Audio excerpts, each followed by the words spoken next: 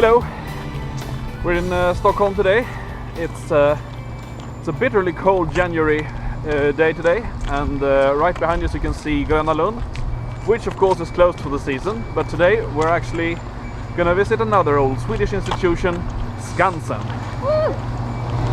And if we have time, I hope we could visit the old biological museum or zoological museum, which in itself is a museum piece. I think you'll see it. Okay, so we're at Skansen. Now, what is Skansen, you may ask? Well, there's no short answer. Skansen is an open-air museum showcasing different regions of Sweden, dating way back. It's a zoo. It is a technical museum showcasing old factory works and so on. It is a preservation site where there's intense research and preservation efforts being made for everything from Swedish fauna to rainforest animals and the like. Okay, so we're heading into the aquarium now. We just saw a big sign saying you can actually pet manta rays. I'm really excited about that. What about you? Yeah, I want to do that, but it also says everyone can pet a giant spider. I have no problem petting snakes or manta rays, but spiders, I'm not that afraid of them, but it's weird petting them. Well, and you should pet them on the legs. It's a tarantula. I mean, he likes it. Yeah, it's fur. It's still weird. It's just like a cat, except it's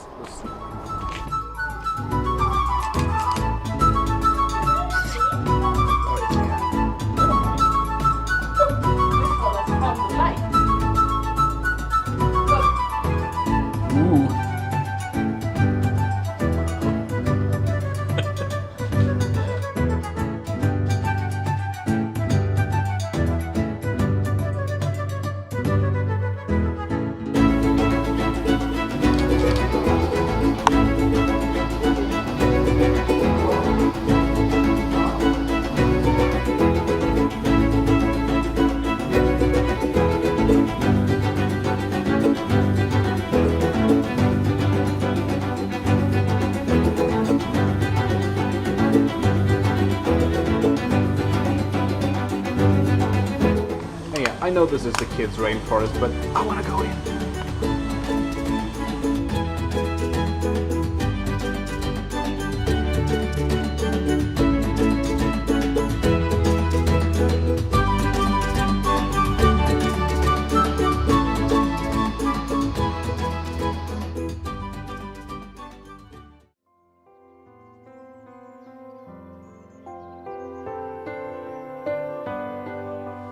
Finding Nemo. Indeed.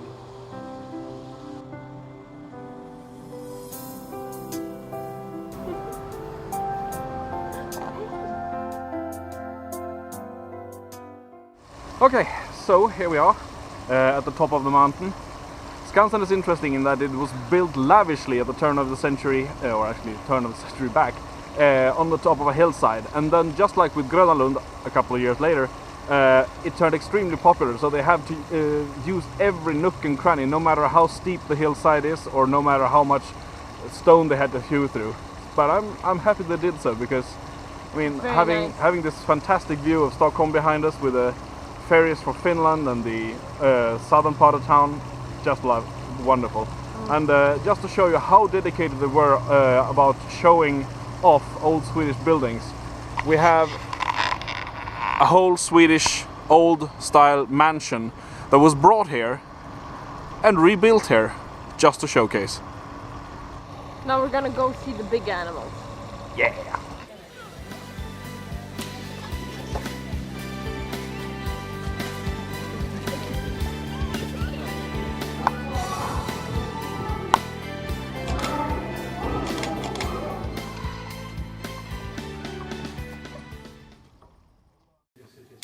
Okay, so we're in the Biological Museum. This indeed is a museum in itself, built in 1893. Everything is exactly as it was back then. Every single animal preserved exactly as it was back then. With the paintings from by Bruno Liljefors, the famous naturalist painter, and beautifully made diorama with almost every indigenous animal you could find in Sweden, at least back then. Jag tror att den anses inte vara riktigt lika unik.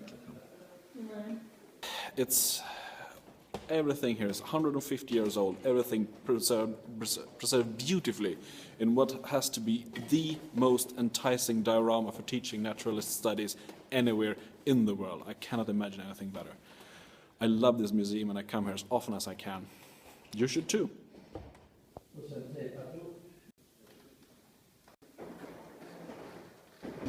So in case you thought you knew everything about the Swedish fauna, here's a poster for you.